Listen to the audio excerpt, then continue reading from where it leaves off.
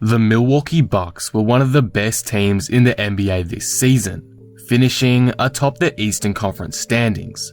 However, the hard work from the regular season turned out to be useless for them, as they were taken out embarrassingly in 5 games to the Miami Heat, a 5th-seeded team with a lot of heart.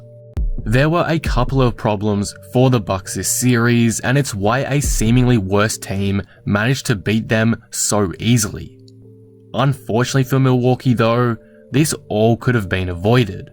The Bucks made a fateful mistake, and now, a year on, it's cost them an NBA championship. In today's video, I'm going to be talking about the Milwaukee Bucks, the reasons why they failed to beat the Miami Heat, and how it all could have been avoided.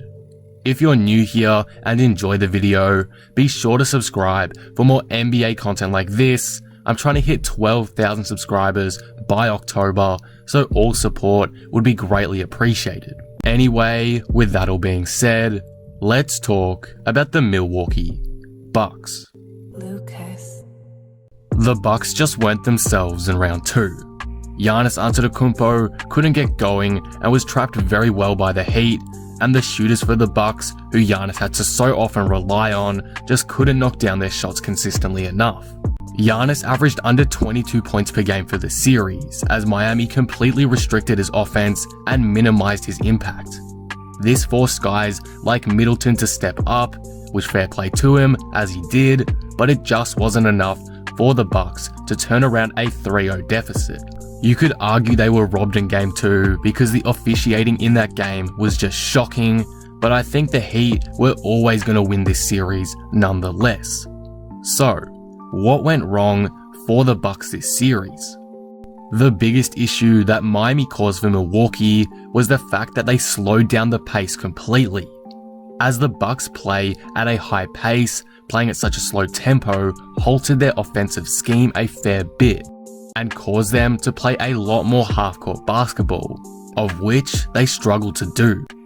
Just to prove that, the Bucks played at a pace slower than 100 possessions per 48 minutes only 5 times in the regular season. They lost 3 of those 5 games.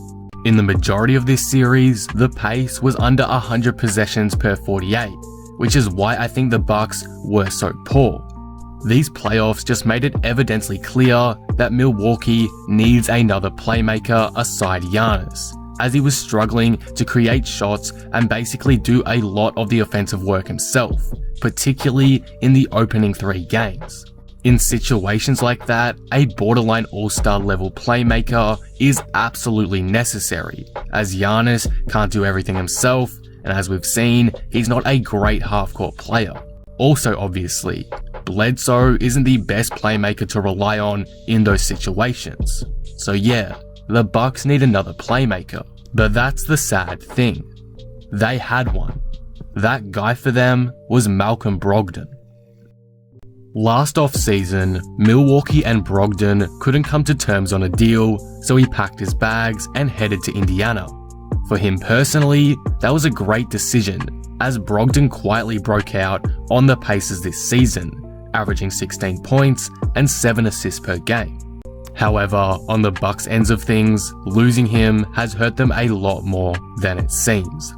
The reason why Milwaukee even let him walk in the first place was because what Brogdon was asking for money-wise would take them into the luxury tax, and the Bucks didn't want to do that. So, even though the Bucks promised Giannis they'd do anything to help him win a championship, they turned down their best playmaker to save some cash. Honestly, if I'm a Bucks fan, I would be fuming right now. The Bucks turned their backs on one of their best young talents that they clearly needed in a series like this, and now it's come back to bite them, big time. Basically here, the Bucks lost the second round series to Miami because they didn't have a playmaker, a guy who can control the pace and carve out defenses at all 3 levels. Brogdon was that guy for them, but they let him walk, and now it's cost them an NBA championship in 2020. And that will conclude the video. What do you guys think of this? Was letting Brogdon walk the reason why the Bucks disappointed again this season? What should they do moving forward? Let me know all your thoughts on this down in the comments below. If you enjoyed the video, be sure to drop it a like and subscribe. But with that being said, I am out. Peace.